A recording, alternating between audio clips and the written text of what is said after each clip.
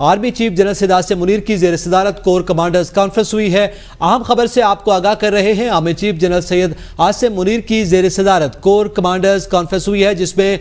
ملک کی داخلی اور دفاعی صورتحال پر غور کیا گیا ہے۔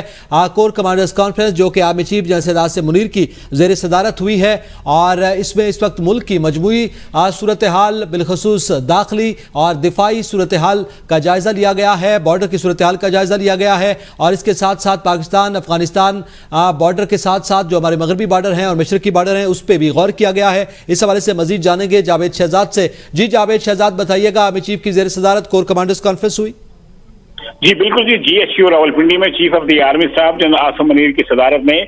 کور کمانڈر کانفرنس ہوئی ہے، جس میں تمام کور کمانڈر اور آرمی چیف کے پرنسپل اسٹاف افسروں نے شرکت کی ہے۔ کور کمانڈر کانفرنس میں اس عزم کا اظہار کیا گیا کہ پاکستان کو غیر مستحکم کرنے کے لیے دشمن قوتوں کے اشارے پر کام کرنے والے تمام دہشت گردوں، ان کے سہولت کاروں اور ان کی حوصلہ افزائی کرنے والے عناصر کے خلاف ریاست مکمل طاقت کے ساتھ نمٹے گی۔ آرمی چیف نے کور کمانڈرز کو دہشت گردی اور عسکریت پسندی کے خلاف حاصل شدہ اہداف کے فوائد کو مستحکم کرنے کی ہدایات بھی جاری کی ہیں، جبکہ فورم نے بھارت کے مقبوضہ جموں کشمیر میں کشمیریوں پر جاری جبر تشویش کا اظہار کیا ہے اور انسانی حقوق کی مسلسل خلاف ورزیوں کی شدید مذمت کی ہے۔ فورم نے اس بات کا اعادہ کیا کہ پاکستان اپنے کشمیری بہن بھائیوں کی سیاسی، سفارتی اور اخلاقی حمایت جاری رکھے گا۔ فورم کی فلسطین عوام کے ساتھ مکمل اظہار یکجہتی بھی کی ہے اور غزہ میں جاری انسانی حقوق کی سنگین ترین خلاف ورزیوں کو ان کی بھی شدید مذمت کی ہے۔ آرمی چیف کا کہنا تھا کہ فلسطینی عوام کو پاکستانی قوم کی مکمل سفارتی، اخلاقی اور سیاسی حمایت حاصل ہے اور ہم مسئلہ فلسطین کے پائیدار حل کے لیے اپنے بھائیوں کے اصولی موقف کی حمایت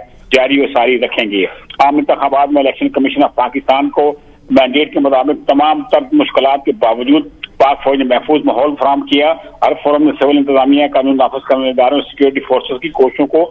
سراہا ہے۔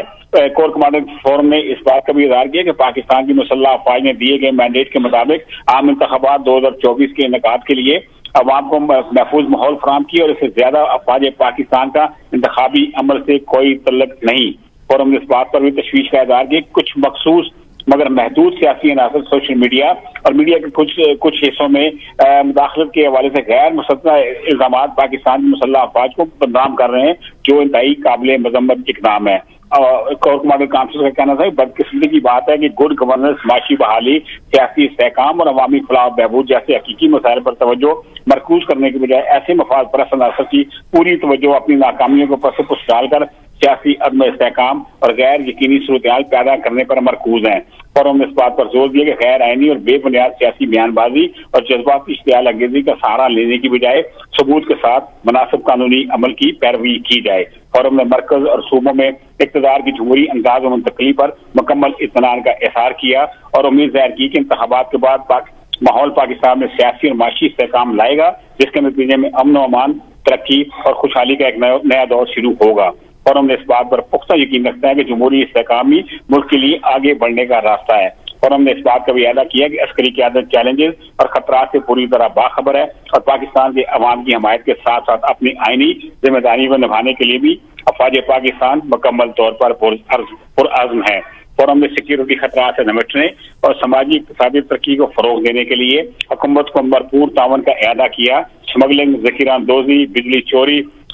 سمیت غیر قانونی تارکین کی وطن واپسی سمیت تمام غیر قانونی سرگرمیوں کو روکنے کے لیے بھرپور مدد فراہم کی جائے گی مسلح افواج کی جانب سے تمام قومی اداروں کو۔